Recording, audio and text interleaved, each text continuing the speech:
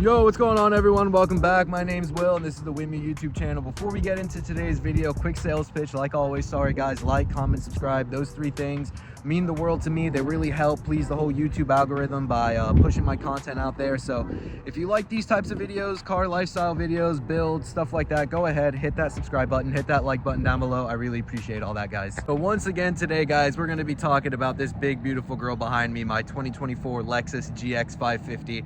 I'm just going to be sharing a few things with you guys that I don't necessarily love about this rig. And I just want to go ahead and throw out a disclaimer because a lot of you Lexus, Toyota, and TRD guys are overly sensitive. This is just for fun, guys. This is just my opinion. It's not facts. So don't get butthurt. Don't run down to my comment section crying, bitching, and moaning that I'm shitting in your cereal about, you know, the GX 550. I love this thing. These are just a few things that I don't necessarily love about the thing. So yeah, I just wanted to go ahead, throw this disclaimer out there. Just my opinion. This is all for fun. So chill out, take a breath. It's all gonna be good, guys. A lot of you all are more sensitive than Jeep owners, and those are fighting words right there. So another disclaimer, this video is just going to be about the GX 550 in general. It's not going to be necessarily about my build. Like I said, this is my 2024. I have a few build videos that I'll throw up right up here so you can go and check those out. Currently on the Westcott 2.5-inch lift with 22-inch Vossens with some 34.5-inch Nitto tires. So if you want to see entirely what my build consists of, go check out those videos. But yeah, just wanted to go ahead and throw that disclaimer out there. This is going to be about the entire model across all the lineups, not necessarily mine. So number one on my list, and it seems to be quite a popular complaint because I've seen a lot of people comment this, and it is going to be about the size of the fuel tank on this thing. The GX 550 only has a 21 gallon fuel tank, and in my opinion, you know, in this day and age where a lot of car companies are really, you know, focusing on range more so than like performance, because, you know, the whole EV and hybrid and all of that, and although this isn't any of those things, it seems like everyone is more or less kind of focusing on range.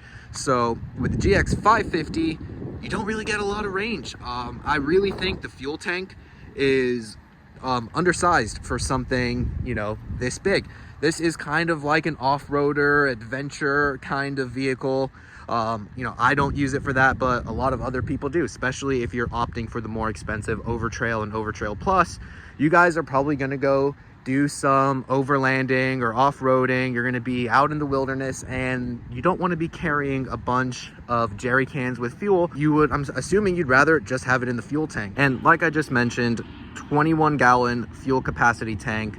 Never really seen above 300 miles of range since I got this. So not even, you know, involving like, you know, the lift, bigger tires and all of that. Since day one, and even in stock form, I never saw a range exceeding 300 miles. I was always around like that 16, 17 miles per gallon. And you know what? I'll actually jump up in here right now and show you exactly what I'm referring to, because it should tell us right up here.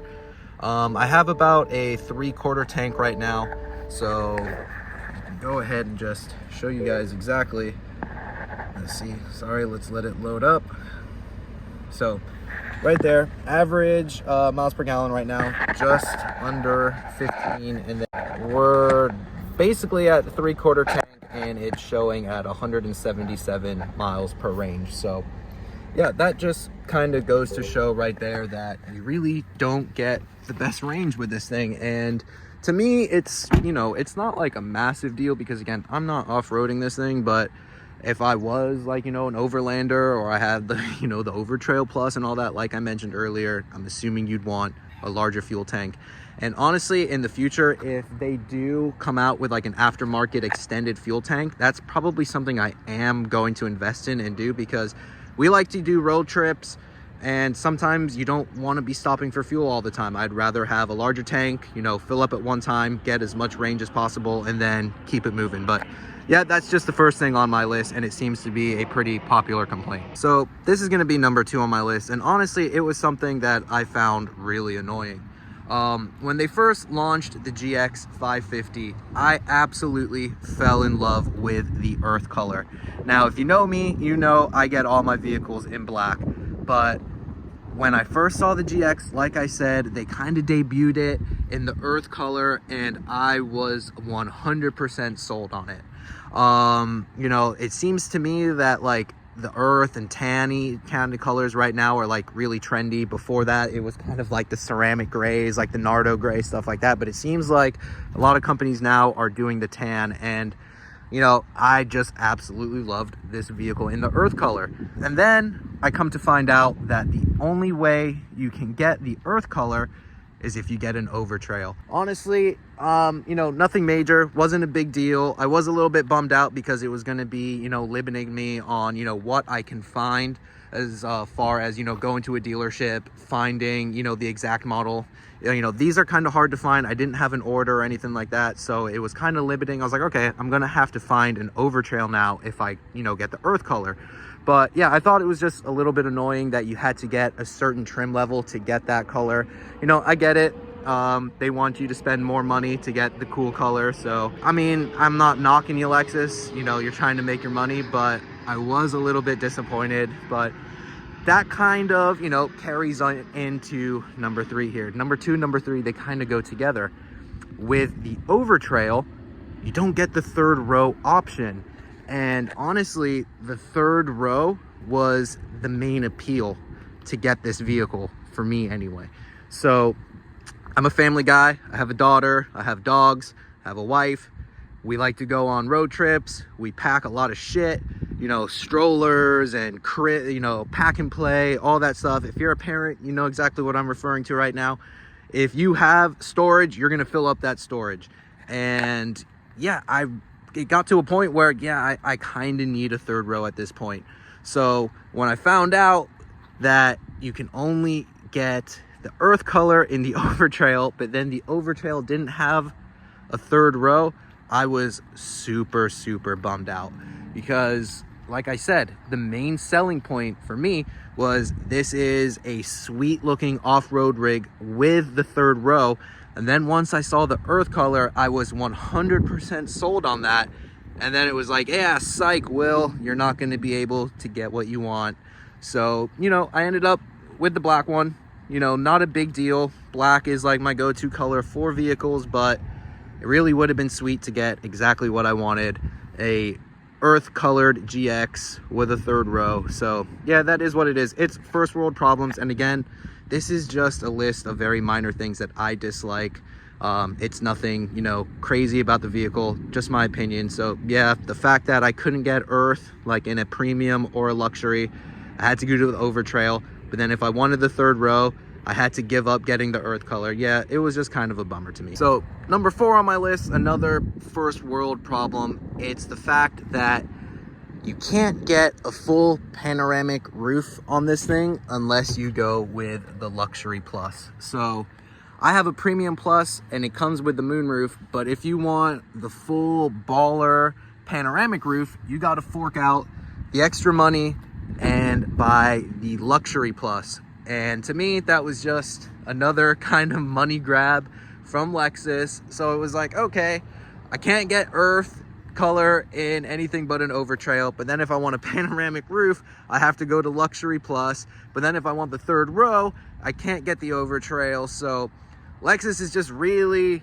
you know, not winning me over here in the sense that I can't get exactly what I want, because it would have been sick to have a GX in earth with the full panoramic roof, but it's just not possible. You can't get those 3 things, oh, with the third row. So you can't get like those 3 things that were like major on my list all within one trim level. So yeah, that was kind of a bummer because again, I can't get the panoramic roof, and I know first world problems, I have the moonroof, but it just would have really been cool to have the full panoramic roof, considering the past 3 family vehicles that I had, the 2 Alfa Romeo Stelvios and then the Maserati Grecale had the full panoramic roof, and then my Mercedes had the full panoramic roof. You know, it was just really cool. I really, you know, enjoyed, you know, pulling that back, driving at night. You could check out the sky, the stars and all that. So yeah, it was just a little disappointing that I wasn't going to be able to get that in, you know, the spec that I wanted. But, you know, here we are, not a big deal. So basically all of those complaints, except for number 1, lead to number 5. I personally think there's just too many trim options for the GX. There's the premium, then there's premium plus, then there's luxury, then there's luxury plus, then there's overtrail, then there's overtrail plus. Why can't we just have 3 trims? Let's just call it premium, luxury, overtrail, and just include everything that falls within those trims just in the one trim. Why do you have to try and create a money grab? You know, if a person wants a certain option, they have to go from, you know, luxury to luxury plus, or premium to premium plus, or overtrail to overtrail plus. Just make it simpler. Have 3 trim levels, include the main key features within those trim levels, and so be it. If that means charging a little bit more money for each trim level, sure, why not? You know, it's going to be marginal differences anyway between, you know, premium to premium plus and all of that. So, you know, just make it that way. It'll be a lot simpler. You know, you're not going to have people kind of, you know, being confused over certain trim levels. Keep it simple. Yeah, that's just my point of view. I know, I'm sure some of you guys out there might disagree with me, but I just find it kind of dumb to have 6 trim levels, all with marginal differences between the 6, when you could just have 3 and make it way more simple. So those are like the 5, you know, I guess major things that I would say I kind of dislike about the whole GX 550. And again, they're nothing major. They're just kind of things that I've noticed as a owner for the past few months that I don't necessarily love. And I actually have a few extra bonus ones that I figured I'd go ahead and share with you guys. First one being with this key right here. So on all the vehicles that I've had as of late, there is a remote start. For the GX 550, no remote start. So I kind of find that a little bit weird in 2024 with a you know, new, pretty, I have a premium plus, so it's not like it's a base model. You'd think there'd be a remote start feature, and in the summer in Florida, it would be really nice to be able to remote start it, let that air pump a little bit before I got in there and sweat my ass off. And I'm sure a lot of you guys up north would also agree. It would be nice to be able to turn it on from the outside, let that heat circulate inside there a little bit, so you're not climbing into your car and it being freezing. So yeah, I found it a little bit weird that there's no remote start feature. If there is a remote start feature, I don't know about it. Let me know down in the comment section below. But as far as I know, there's no remote start. Another thing that kind of annoys me is the hood definitely flutters at highway speeds. When I first drove it for the first time and I got onto the highway, I thought that the hood was actually loose. So I pulled over and checked, and it actually was, like, you know, 100% closed, sealed, all of that. So you notice, you know, right here when I'm going to like try and like lift it, you know, there's no real flex to it or anything like that. And, you know, it's, you know, not a big massive deal, but I just would have thought that, you know, a $75,000 Lexus wouldn't have, you know, a lot of hood flutter. It seems like a lot of people have complained about that as well. So I wouldn't be surprised if Lexus posts like a service bulletin pretty soon for like a recall on that. But yeah, it's just something that I've noticed. My wife also noticed it as well. And yeah, it's, you know, I have a 2024 Mustang, and those are notorious for hood flutter as well. And it's not as bad as that, but yeah, it definitely is noticeable. So yeah, if you guys go and test drive one of these things, you'll probably notice that as well. Another thing I've noticed while driving my GX is when you're coming to a complete stop and the vehicle starts to downshift, right before you come to that dead stop, the downshift from second gear to first gear is pretty harsh. You definitely feel it up front. I'm not sure if it's like a transfer case or like drive shaft clunk, anything like that, but there definitely is like a hard downshift. And I felt it in mine, and I also felt it in the Luxury Plus that I test drove. At first I just thought it was like, oh, this is kind of weird. It stood out to me. The Lexus dealership and sales department, service department, they all said it's totally normal. I don't know if that's BS or what.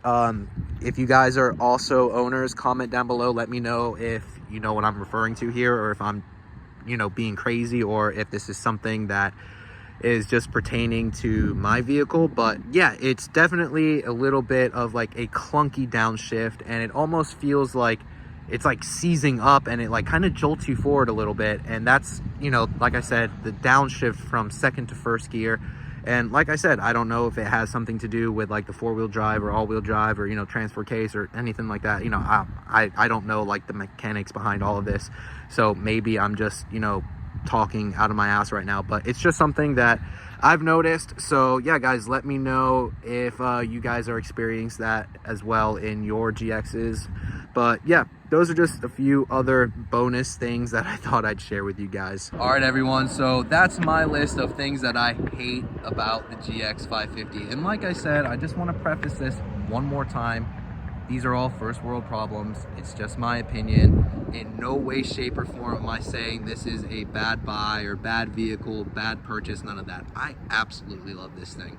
My wife absolutely loves this thing. My daughter absolutely loves this thing. I have zero regrets purchasing this, and I get so many compliments and questions from people out there on the road when they see this. Yeah, I just absolutely love this thing. But these are just some very minor, insignificant things that I've come to realize during my past few months of ownership with the GX that I just thought I'd share with you guys. And to be honest, I always do these videos with all my vehicles, so of course I had to do one with the GX. And don't worry, I'm going to be making the opposite of this vehicle with things that I absolutely love about this. So yeah, hit that subscribe button down below and you'll see exactly when I'm posting that out there. But as always, guys, my name is Will. Thanks for chilling with me, you know, in this video and watching all of this. Hit that like button, hit that subscribe button, jump down in the comment section down below. Let me know what you guys think of the GX, and if you're an owner, a few things that you dislike about it, and you know, we can kind of shoot the shit a little bit. But my name is Will, and I'll see you all in the next one, everybody. Later. Thanks for watching.